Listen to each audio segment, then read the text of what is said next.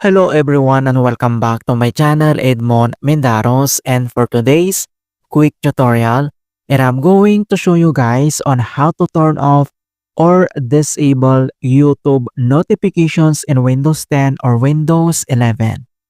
And without further ado, and let's go ahead. So the first method we will do is to turn off YouTube notifications on Windows settings. So all you have to do is to open up on the search menu. And dito sa search for app, so type mo lang dito yung settings. And i-click mo lang dito yung open. And once na open mo na tong settings, so ang next step, dito lang sa left side menu, and kailangan mo lang select dito yung system. At dito sa right side ay kailangan mo lang i-select dito yung notifications, so itap mo lang yan. And then dito sa notifications, so makikita mo kaagad dito yung get notifications from apps and other senders. So dito lang sa right side ay kailangan mo lang itong i-turn off, okay?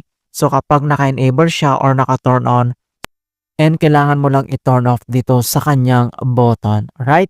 So once nagawa mo na dito sa Windows settings, and the next method we will do is to turn off YouTube notifications on YouTube settings.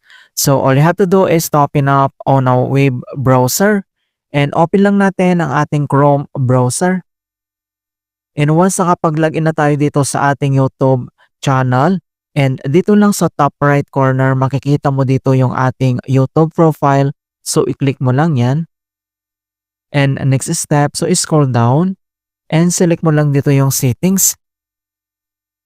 And dito lang sa left side menu ng YouTube settings, so kailangan mo lang i-select dito yung notifications. So, itap mo lang yan.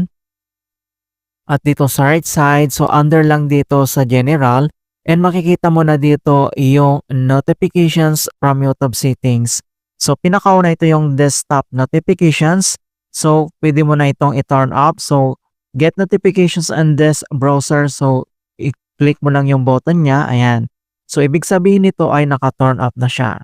So, pwede mo naman gawin dito sa your preferences, subscriptions, i-turn off mo lang dito yung kanyang button.